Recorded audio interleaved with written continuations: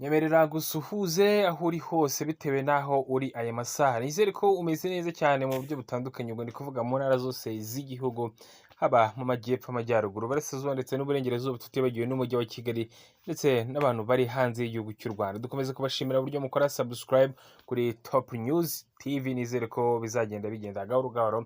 Hanyuma reka munyemerere dutangirire mu Rwanda babwira ko Perezida Paul Kagame yakiriye Bill Clinton wabaye perezida wa Leta Zunze Ubumwe za Amerika, baganira ku ngingo zirimo intambara ibera mu burasirazuba bwa Repubulika ya Demokarasi ya Kongo. Clinton yazanye n'itsinda ry'abayobozi bo muri Amerika bafatanya n'Abanyarwanda kwibuka ku nshuro ya 30 Jenoside yakorewe Abatutsi. Ubutumwa bwoherejwemo na perezida w'iki gihugu cy'Amerika Joe Biden. Ibiro bya perezida w'u Rwanda byasobanuye ko umukuru w'igihugu na Clinton bagiranye ikiganiro cyiza ku rugendo rw'impinduka rw'u Rwanda mu myaka 30 n'uburyo bwo kongerera imbaraga umubano w'impande zombi. Perezida Kagame na Clinton bemeranyije ko igisubizo cya politike aricyo gikenewe kugira ngo impamvu muzi z'intambara ibera muri RDC zikemuke.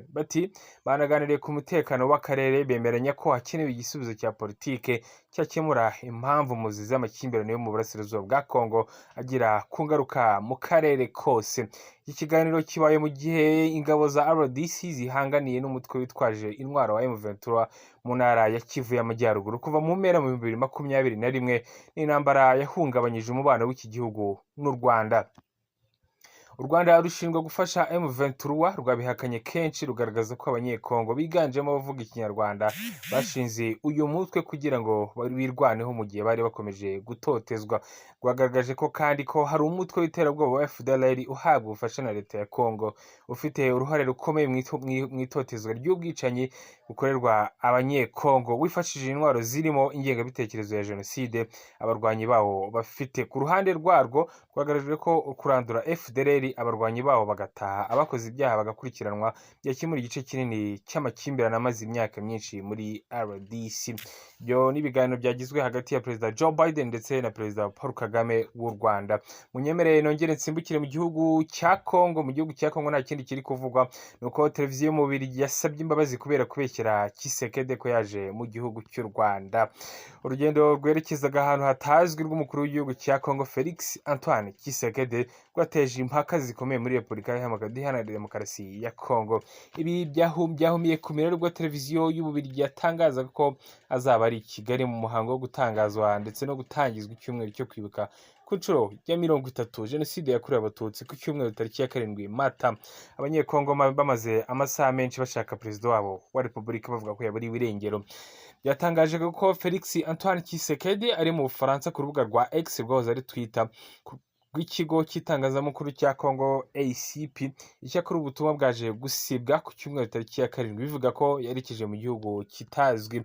Ibihuha byashimangiye n'ikosa ry'umunyamakuru wa RTBF, igitangazamakuru cy'Ababiligi, wavuze ko Felix Antoine Tshisekedi ari i Kigali nubwo uyu mukuru w'igihugu cya Kongo atari no ku rutonde rw'abatumirwa mu Rwanda. Aho guhagarika ibyo bihuha, umuvugizi wa Felix Tshisekedi witwa Tina Salama yongeyemo ibindi hakana ko perezida atari mu Rwanda ahubwo ko yagiye mu gihugu cy'amahanga.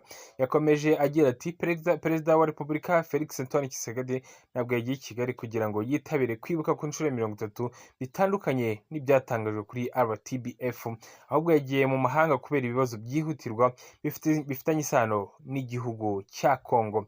Nyuma y'uko bavugurujwe n'umuvugizi wa Tshisekedi, iyi televiziyo ya RTBF yasabye imbabazi kubwo gutangaza amakuru atariho cyangwa se amakuru y'ibihuha.